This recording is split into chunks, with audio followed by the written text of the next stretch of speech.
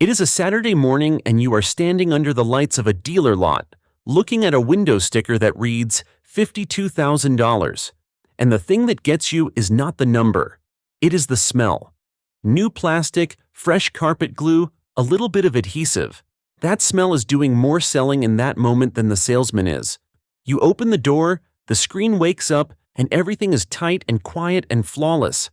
And there is nothing on that sticker, not one line of it, that tells you what this thing is going to be like in 4 winters. Now, the title of this video says Catastrophic. I am not going to sit here and pretend that word came out of a laboratory, so let me be straight with you before we go anywhere. Most of the 15 vehicles on this list are not going to strand you tomorrow. Several of them are lovely to drive. One of them just picked up a top safety award. A couple of them I would happily take for a weekend and hand back with a smile on my face. But there is one on this list where the manufacturer has told the owners in writing to park it outside, away from the house, and not to plug it in. That one is number 15. Stay for that. Here's the part almost everybody gets wrong about a list like this. They think it is a list of bad badges. It is not. I have had a lot of these things apart on a bench, and I can tell you what these 15 actually have in common, and it is not a logo on the tailgate. It is a birthday. Every single one of them is either brand new or freshly redesigned, and the man who runs the biggest owner survey in America said the quiet part out loud this year. His advice was to steer clear of newly introduced or newly redesigned vehicles in their first model year, because that is almost always when they are the most problematic. That is the whole video, right there, in one sentence. But you did not click for one sentence. You clicked because you want to know which ones and why and what it actually costs you when it goes wrong. So here they are, counted from merely annoying up to the one sitting in 320,000 driveways right now with a letter telling the owner not to charge it. And by the end you will have 4 rules that will save you more money than any test drive ever will. Let me show you what is really going on first, because the numbers here are strange, and the strangeness is the point. Consumer Reports surveys about 380,000 vehicles a year. 20 trouble areas, from squeaky trim all the way up to engines, transmissions, drive batteries, and charging systems. They weight the serious stuff heavier, which is right. Most of this list comes out of that survey, plus federal recall filings and factory service bulletins that dealers get and you do not. And here is the number that ought to stop you cold. In that data, plain cars average 58 out of 100 for reliability. Sport utilities average 46. Pickups average 44. The vehicle this entire country decided to buy is the one that breaks the most. And electric vehicles, on average, throw about 80% more problems than gasoline ones. Now hold on to one idea all the way through, because it is the thread that ties every one of these together. When something failed on an old machine, it was a part. It had a name. It had a number. It sat on a shelf. Any shop with a lift could fit it. Watch what fails on these 15. Almost none of it is a part. Number 1. The Volkswagen Taos. And it opens this list because it is the cheapest kind of bad. Consumer Reports has named it the least reliable subcompact sport utility in America 2 years running, and this year the trouble was engine-related. The survey flags the engine, the brakes, electrical accessories, in-car electronics, and leaks. And it carries 2 recalls that tell you where the industry's head is at. One is a fuel pressure sensor that can pull loose from the tank in a rear-end hit. The other is an instrument panel that can fail to show you your warning lights and your gauges. Not a broken gauge. A software error where the dashboard does not draw itself. But look at what the Taos actually is. A 1.5-liter turbo 4 and a conventional 8-speed automatic. When that goes wrong, an independent shop fixes it, and the parts are on a shelf. That is why it is number 1 and not number 15. It is a bad score bolted to a machine you can still get your hands on. Number 2. The Chevrolet Traverse and the Buick Enclave. Same vehicle, different grille, both below average. The reason is a decision somebody made in a room. They took out the 3.6-liter V6, which was not exciting but which was understood, and put in a 2.5-liter Turbo 4, 328 horsepower and 8-speed behind it, all of it built in one Michigan plant. On paper, that is more of everything than the V6 had. In the bays, it has been something else. There is a bulletin out on transmission fluid leaking from the torquey converter housing, and the suspected cause is transmission pump bolts that left the factory under-torqued. Read that again. Loose bolts from the assembly line. And the repair's not a gasket, because to reach those bolts, they pull the transmission out of the vehicle. There is also an open bulletin from February on engine stalling in these, every vehicle in the range included, root cause under investigation. Hold that engine in your head. It comes back near the top of this list. Number 3. The Genesis G570. And I want to be fair to this thing, because it is a lovely place to sit and it carries a 10-year powertrain warranty, which is not nothing. It is also the least reliable luxury compact sport utility in the survey. Owners reported the fuel pump, the drive system, the climate and body hardware, and the drive system complaint has a name in the owner community. The electronic limited slip differential, it whines. It gets replaced. The fuel story is worse. Genesis already recalled these once for a fuel pump that can fail and take your drive power with it. Then this spring came another one, because fuel can leak at the joint between the fuel pipe and the fuel rail. The final fix is still to come. A fuel line joint weeping fuel on a $50,000 vehicle in the year 2026. That is a fitting. That is the oldest problem in the trade. Number 4. The bigger one. The Genesis G580. It collects a wider spread than its little brother. The differential, the fuel pump, the fuel injection system, climate, steering, suspension, electrical accessories. But the recall I want you to hear is this one. Genesis called back the current cars because a software error can make the instrument panel display fail. Speedometer gone. Warning lights gone. That is a federal safety standard violation, so it becomes a formal recall. And here is the interim advice they gave owners while they waited on the update. Turn off your HD radio. Sit with that. The radio and the speedometer share a computer.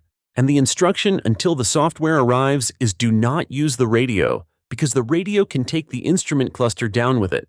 There is your modern vehicle in one sentence. Not a broken wire, a shared processor and a bad build.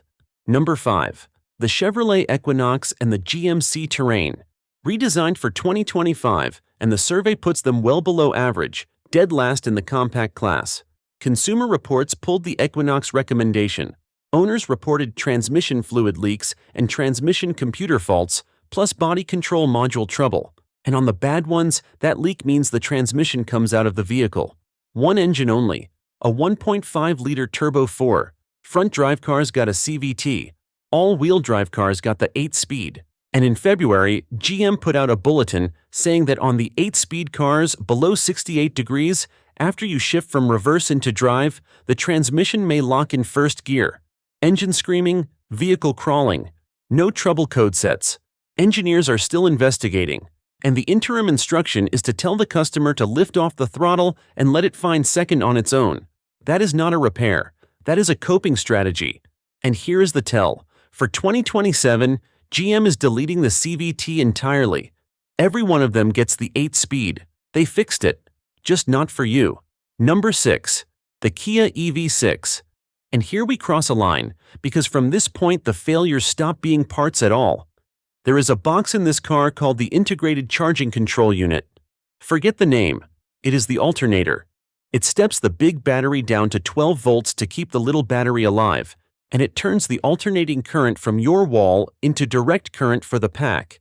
One box, 2 jobs, liquid-cooled. Inside it there is a transistor. Heat cycles and voltage spikes chew on it, it blows an internal fuse, and the box stops feeding the 12-volt battery. You hear a pop, then a warning. Then you have 20 to 45 minutes before the vehicle stops moving, wherever it happens to be. Kia recalled nearly 63,000 EV6s for it. Hyundai and Genesis recalled another 145,000, call it 200,000 vehicles. The makers estimate about 1% will actually fail, which is around 2,000 cars. That is a low number. It is also a lottery you did not know you entered. Out of warranty, that box has been quoted at over $5,000. Number 7. The Kia EV9. The big 3-row electric one on the same platform with the same box in the back. But the EV9's own reported trouble is the pack itself. Owners have had individual cells inside the battery replaced.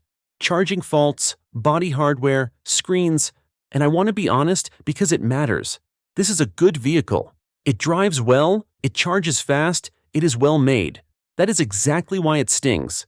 Then, in April, a class action landed in a federal court against Hyundai, Kia, Genesis, and the supplier who builds the box. The claim is not that the cars had a problem. The claim is that the replacement units are just as bad as the originals. If that holds up, the recall did not fix anything. It rescheduled it. Number 8. The Genesis G560. Same platform, same box, and it lands 5th from the bottom on the survey's list of the 10 worst vehicles in America. The reports are the drive battery at one end of the scale and trim lifting off the windshield at the other. One owner's account is the one I keep thinking about. A warning came up on the dash. He took it straight in. Several weeks later, Genesis told the dealer the drive battery needed replacing. Several weeks. To reach the decision. Not to do the work. To reach the decision. That is the part nobody puts on the sticker. It is not just what breaks. It is how long you stand still while somebody a long way away decides whose money pays for it. Number 9. The Honda Prologue. And this one is not really about a defect at all. The Prologue is a Honda the way a rebadged anything is anything. It rides on GM's electric platform, built in a GM plant in Mexico, on the same line as the Chevrolet Blazer EVA. 308 miles of range and a perfectly pleasant thing to drive. The survey put it 9th worst overall. Drive battery trouble, sometimes needing full replacement, charging faults, climate, screens freezing. But here's the real number. Honda sold about 39,000 of these in 2025. This year, with the federal tax credit gone, sales fell about 74%. Honda cut every trim by $7,500 to plug the hole, and production ends in December. No second generation, no refresh. Honda then canceled the electric vehicles meant to replace it. The partnership that built this thing is over. So yes, you can buy a brand new Prologue today at a real discount. What you are buying is a battery electric orphan on somebody else's platform, from a company that has walked out of the business. Number 10. The Chevrolet Blazer EV. Built on that same line, in that same plant. This one shipped broken. Weeks after launch, GM stopped selling it. Screens going black, error messages, cars refusing to fast charge, one journalist stranded in rural Virginia. GM said it was not the battery and not the Google software. That was true. It was everything around them. Sales resumed in March after a software campaign and price cuts of about $6,000. The survey has it 3rd worst overall. Battery faults and battery cooling, climate, 12-volt batteries dying, screens freezing. One owner reported a battery sensor detecting a fault and disabling the whole battery system on Thanksgiving. And the tell here is the lot.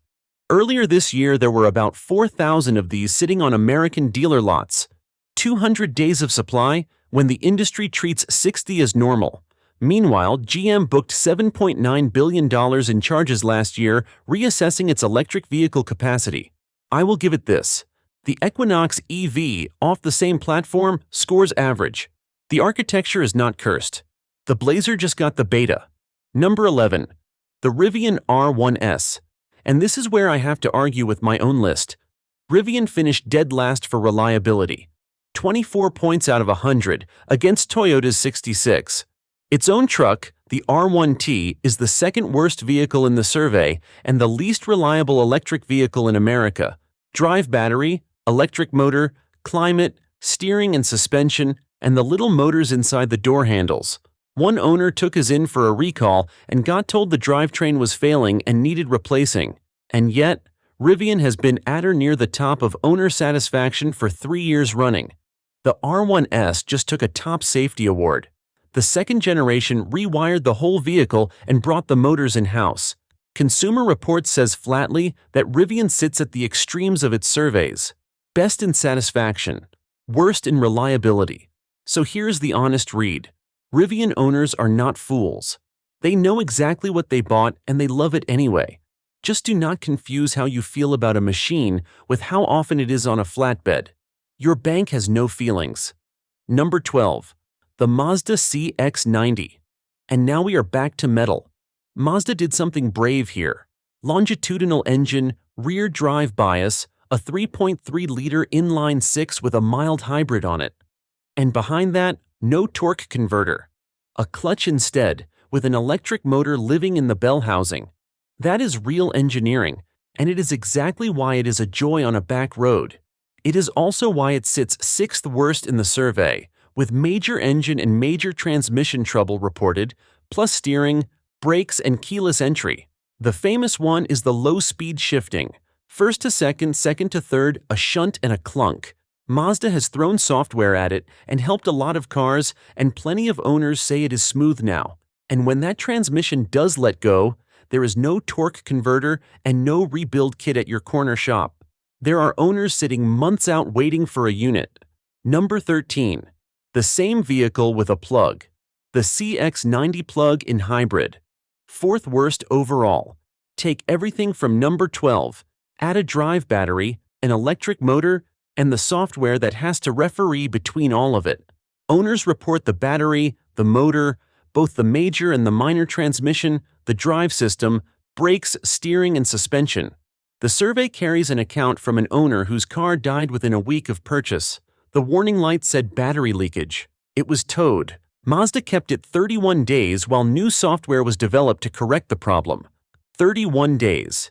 New software. Written after the sale, for a fault that showed up in week 1. That is the shape of the thing now. Your vehicle was not finished when you bought it. You bought a promise that they would finish it. Number 14. The GMC Acadia. And this is the worst vehicle in the entire survey. Not the worst sport utility. The worst. Remember the engine from number 2. Same 2.5-liter turbo 4. Same 8-speed, same Michigan plant. On the Acadia, it collected the most reported problems of anything on the list. Major transmission, minor transmission, leaking fluid, brakes, screens. One owner's account. At about 3,500 miles, the engine lost oil pressure on the highway. No sign of a leak anywhere. Towed to an out-of-state dealer. GM replaced the engine under warranty. 3,500 miles. And there is an open bulletin on the all-wheel drive in these. A code sets in the rear drive control module, a warning comes up at startup, and the all-wheel drive stops working. Root cause under investigation. No permanent repair identified. The interim instruction is to disconnect the battery for 20 minutes and reset the module. Turn it off and turn it back on again. That is General Motors' current published answer for a broken 4-wheel drive system. And number 15, the Jeep Grand Cherokee, specifically the 4xe plug-in hybrid. The regular Grand Cherokee is already the least reliable midsize sport utility in the survey. Steering, suspension, noises, leaks, and drive system faults. There is a recall behind that last one. Nearly 92,000 4xes because a microprocessor inside the battery pack control module can overload and reset. The hybrid controller can misread that reset, and the vehicle can lose propulsion. Jeep logged 96 customer contacts, 110 field reports, and 320 service records before they filed it. But that is not why it is number 15. In November, Jeep recalled 320,000 of these and the Wrangler 4xe for battery fires. The cells have separator damage, and when the separator inside a lithium cell fails, the two sides touch, and lithium in air does what lithium in air does. This is the third recall for the same defect. The first was a software patch. The second was a better software patch. 9 of the fires happened on vehicles that had already had the fix. 19 fires. 1 injury. And the instruction to owners was this: park it outside, away from your house, away from other vehicles. Do not charge it. You bought a plug-in hybrid. They told you not to plug it in. And the remedy that finally arrived is not a repair either. It is an examination. They flash the modules, charge the pack to about 75%, watch every cell under load, and if it fails, they replace the whole battery. Jeep has put an unlimited time, unlimited mileage warranty on that battery for this defect, which tells you precisely how confident they are that they have found it. Now, this is the part that actually matters. Because if you have been listening, you notice that almost nothing on this list is a broken part. It is software, modules, calibrations, and sealed assemblies. And you might reasonably think that is just the growing pain of complicated machines and that it will sort itself out. It will not. Here are 2 numbers that put a hole straight through that idea. This year, J.D. Power's initial quality study, which asks people what has gone wrong in the first 90 days, showed the biggest single-year improvement since 1997. 175 problems per 100 vehicles, down from 192. 9 of the 10 categories got better. Vehicles are being screwed together better than they have been in decades. And the same company's dependability study, which asks people what has gone wrong after 3 years, hit the highest problem count it has ever recorded under its current method. 204 problems per 100 vehicles and rising. On premium vehicles, it jumped 8 in a single year. Read those two together and it stops being a mystery. New vehicles are better than ever at 90 days and worse than ever at 3 years. The panel gaps are beautiful. The paint is beautiful. The thing that rots is the software. And J.D. Power's own director said the quiet part too. Owners are still reporting phone integration problems, and they report little or no benefit after an update is performed. So who profits from this? Nobody in a boardroom drew a diagram. It is simpler and more boring than that. There is no money in a redesign that keeps the same engine. There is a great deal of money in a redesign that lets marketing say all new. There is no money in a differential you can rebuild. There is a great deal of money in a sealed unit you replace. There is no money in a control that is a switch, because a switch costs a switch.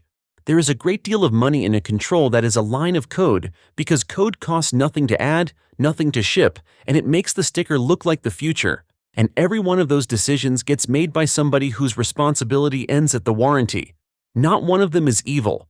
Every one of them is rational, and they add up to a vehicle where the failure has no name, no number, no shelf, and no shop but theirs.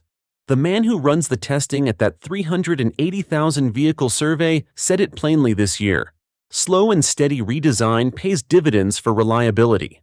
Aggressive change and new technology lead to setbacks. Avoid new and redesigned models in their first year. That is not a critic taking a swing. That is a man with the data in front of him telling you that the industry's own product cycle is the defect. I want to tell you what I think we actually lost here, and it is not durability. Some of these will run 200,000 miles. What we lost is the ability to know. There used to be a conversation you could have with a machine. It made a noise and the noise meant something. And if you listened long enough, it told you what was wrong with it. A bearing sounds like a bearing. A vacuum leak sounds like a vacuum leak. And that knowledge got handed down. Somebody showed somebody, in a shop, with the engine running and a screwdriver held to an ear.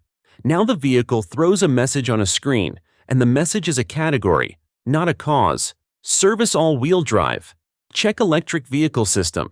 And there is no noise to listen to, because the thing that failed does not make noise. It is a transistor the size of your thumbnail that finally gave up after a few years of heat. The engineers who designed these are not stupid. They are very good, and the transistor is not a mistake.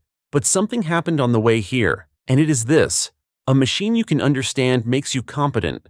A machine you cannot understand makes you a customer. And the distance between those two words is most of what this list is about. So here is what I want you to do with all of it. First, do not buy year one. Not year one of a new model, not year one of a redesign, not year one of a new engine or a new transmission dropped into an old model. Every vehicle on this list is inside 3 years of a redesign. Every one. Here's how sharp that line is.